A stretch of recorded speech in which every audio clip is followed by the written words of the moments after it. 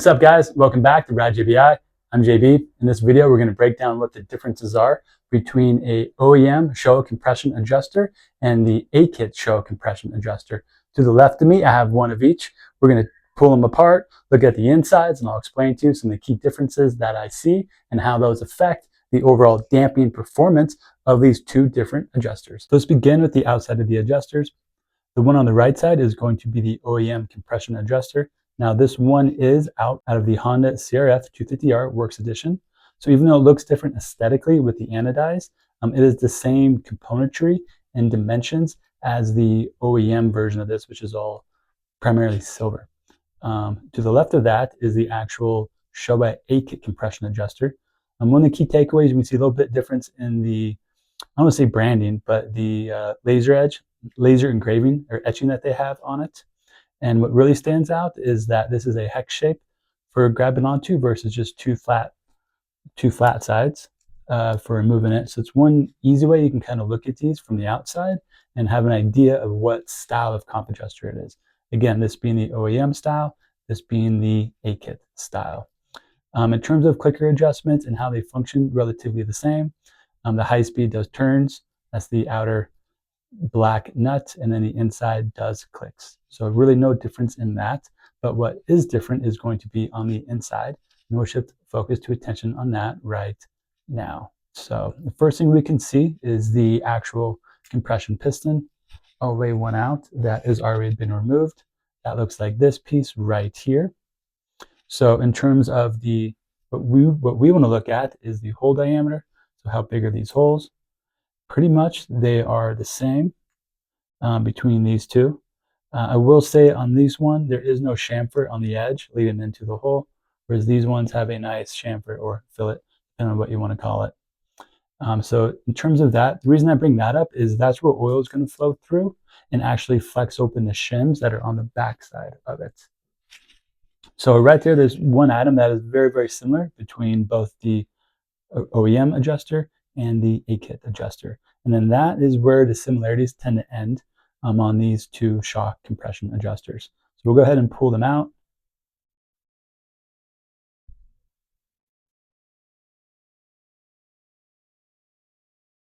And right off the bat, you can definitely see some differences in the overall design of the two. One thing I do want to point out is on the back side of this compression adjuster piston, we have this shape, or to say design for it. And on the back side of this compression adjuster piston, we have a design that resembles more of a sprocket. What that is this is actually our own JBI titanium compression adjuster pistons that we utilize in our DIY kits. So that way, when we work on these OEM ones, we can update the piston design of this to be very similar to that. And again, by that I mean we have a nice fillet / chamfer on the intake of these ports. And then on the back side, we have the same dimension / geometry as this one does as well. So let's break down kind of how these work without having to take this apart too much. Both of them have springs on the inside. So this is the high-speed compression spring. And both of them have a push plate as well. On this one, it's located here instead, but the shim that it pushes on is still the same shim, meaning, let's pull this one off. So if you look at where this is pushing on the shim, that is going to be the same shim being pushed on this feature. It just looks a little bit differently because of how this is designed. What I do have is I have one of these guys already taken apart. So I have this cage off of it. And we got this same item as well. So we'll keep that actually out of the photo. And then for this one, I have the same thing. I have an item with the cage taken out. So we can kind of see. And what's really going to stand out is the difference between these two pieces right here. And that's the key differentiator between the OEM production design and the A-kit design. And let's break down how that works. So when we reassemble this, put this back in, such as that, we have two adjustments. We have our low speed adjustment and our high speed adjustment. When we turn the center clicker, that is going to adjust the needle that's on the inside here. Here's a much clearer view of that needle right here. What that needle is going to do is that's going to interface with the hole here in the center. So depending on how far you have your clicker in, I'm going to take this out so it don't fall out. It'll dictate how far it goes into that hole. So think when your clicker is all the way backed out, it's really not going to be inside of the hole. Hopefully you can see this better. Imagine the clicker backed out all the way. It won't be doing any damping. And as you turn the clicker in more and more, it's going to go further and further into there, almost eventually sealing it off. So what you can see is that once this begins to pull out, there's always going to be some oil that can freely pass through this low speed passage or low speed clicker. When you adjust your high speed here, that is going to be putting additional preload on this spring. So the more you turn this, the more the spring is going to be compressed and the more force that's going to be applied. Let me set that up correctly for you. Against this shim. So meaning that spring will be compressed more the more you turn in your high speed adjuster. The more you back it out, the less tension there will be on the spring. So think of this as assisting keeping the shims closed. So it makes it harder. What this is doing is our spring plate has to do with the 6 holes. Because the center hole is going to be controlled by our low speed needle right here. Again, that's a flathead clicker. Once oil can no longer flow through the center, meaning not enough oil can flow through there, pressure is going to build up and create enough force to make these shims actually open up. They'll bend open and allow oil to flow. So that's why we call this high speed, because enough oil needs to be flowing at it with enough pressure and force to deflect those shims open. And that tends to happen on high speed instances, such as landing from jumps or any other high impacts while riding. So that's how the low speed and the high speed clicker work on your OEM clicker setting. Let's set this out of the way. So what we can see, try to keep this organized as we talk about it, is what really stands out is the difference between this and this. This has a much different feature on it, and we'll break down why. So earlier, we just showed how this interacts with this. Now I'm over-exaggerating how far it goes. In reality, it's probably from there to there. My hands aren't the most steady. Sorry, right there, tip out there. Whereas on this one, as you can see on the inside, we actually don't have that needle exposed. It is covered. This one's sticking out a lot. Let's see if I can back it out.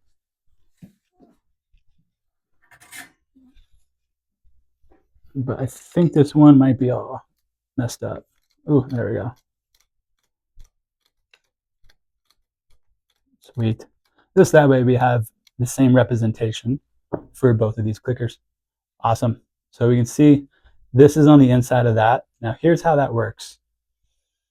This piece is actually going to sit over these O-rings right here and create a seal. Just like that. So let's follow the path of the oil. Again, the center is what's controlled by your clicker, and we call that low speed or low speed bleed. So that's where the oil can bypass going through these 6 holes and not have to flex open the shims for it. What's unique about this is that, let's pull it out. As you can see, we have our center hole, and then we got a bunch of holes on the outside edge as well. So let's think about how this path or process is going to go.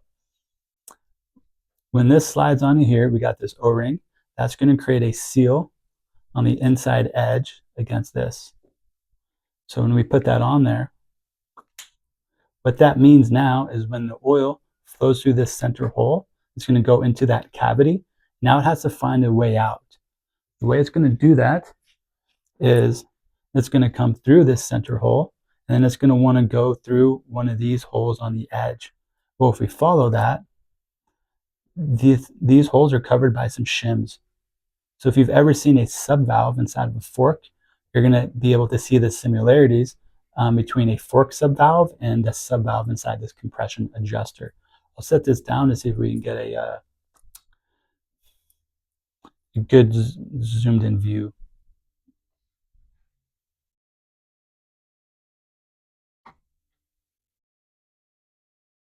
Cool. So the reason that this is, I don't know if importance is a proper word, the reason that's so different and effective, that's the better word, is that even when you have your clicker backed out, the oil still doesn't have a free path to flow without going through some shims, meaning it's going to have to go through one of these 1, 2, 3, 4, 5, 6, I think like 8 or 9 holes, and flex open these shims. So even when you back out your compression clicker to the softest setting, the shock's still going to get softer, but the oil won't be freely passing through it. Again, this is pretty much a sub valve that you'd find inside of a fork. And sub valves do a very good job at maintaining good holdup in the forks. So that's the key takeaway of what these comp adjusters have that the OEM adjuster does not have, because as we back out the OEM clicker, more oil is going to be able to freely pass through this center hole, and it goes through undamped or unrestricted for the most part. The applications that we tend to find the kit adjuster to be most appropriate for tend to be the very stiff applications. So by that I mean arena cross, supercross, freestyle motocross. It's where we're looking to achieve the most low speed damping that we can get. And you can only achieve so much low speed damping with this style of adjuster. With the sub valve in there, we can always gain a ton more low speed damping because we can ensure that the oil effectively has no free path to flow without going through some sort of restriction, meaning going through some set of shims. The way these work to ensure that it's not too stiff is typically the shim stack on our sub valve here is going to be a lot softer than the shim stack on our main piston. So while it will take some effort and force to flex these shims open, it'll be nowhere as near as the amount of force that it takes to flex open the shims on our actual comp adjuster piston. So if we set these up right, you get a very good seamless transition. By that I mean, once the oil has reached its max, meaning it can no longer flow more oil through the sub valve, so much pressure and then force is going to be applied on these shims. It's going to start flowing through there next. But what can be tricky about setting these up, if you have these off balanced, meaning if your sub valve is built up very, very stiff, the transition from going from that to that is going to be very rough because it may not open at the appropriate time you want it to, meaning it might make the shock too stiff at all times. This is one of the challenges of setting up a sub valve and a fork as well. If you ever have too much, we call low speed damping. It just makes the shock or fork just way too stiff at all times. And you're really going to feel this when you exit corners and go into corners. So anywhere the shock is under braking or acceleration, and you have a lot of that repetitive, small kind of braking bumps that are like one after another for it. So for supercross and arena cross and those really stiff applications, these work great because we can get a ton of low speed damping and we can do it at the compression adjuster instead of doing it at the shock shaft. Some of you may be aware of shock shaft check valves, and that's where you can reduce the amount of oil that flows through the shock shaft or even have no oil go through there.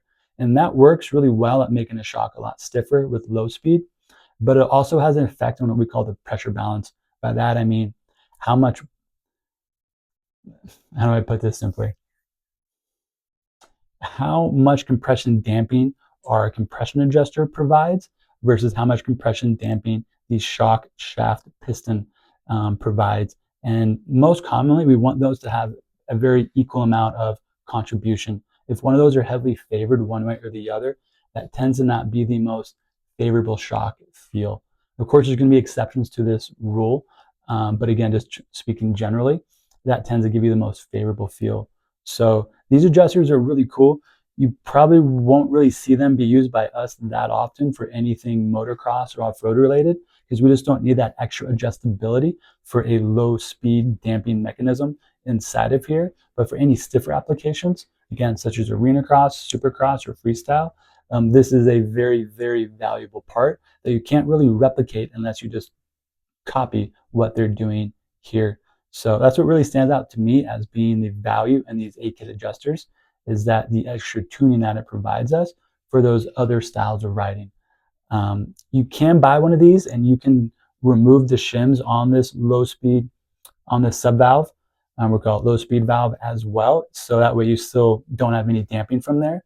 But effectively, you're just making it work just like the OEM one does as well. So I can't see the reasoning of doing that beyond just being able to say, hey, I have a A-kit shock adjuster. So now I think some of you are going to appreciate a little more about some of the stuff we do on our DIY kits. You'll see what inspires some of the designs and some of the items that we come up with. Meaning we'll see what's done in some kit suspension and maybe doesn't make its way to the production suspension. And this applies to all brands. I mean, what we learned from KYB A-kit, what we learned from Showa A-kit, and what we learned from WP A-kit. And we'll see what they do well, and then we'll see what's lacking in the OEM stuff. And a lot of times we will be inspired by that and then make our own parts. That way we can apply the same advantages of those items in our OEM stuff. So thanks you guys for tuning into this video. I thought it'd be really cool to show you the guts on the inside, so that way there's less of just a guess and a mystique about A-kit and how it really works. Again, very cool stuff. In my opinion, the Showa compression A-kit adjuster is probably the best one out on the market. I think it's way better than a KYB triple adjuster. We're not a fan of that at all. And it's much better than the WP dual adjuster as well for those applications, meaning Supercross, Arena Cross, and Freestyle. But anything outside of that, if you just have a regular Showa adjuster and you're doing motocross or off-road, do that adjuster is working well for you. Just get it shimmed up properly, maybe upgrade to our tie piston. And if you're on a WP shock with the OEM shock or even the kit shock, we've got some really cool mods to that utilize some of the technology from this into that, and same with our KYB stuff. So let me know in the comments below what you think. And if you got questions about this, drop them and maybe we'll do a follow-up video where we answer some of those questions.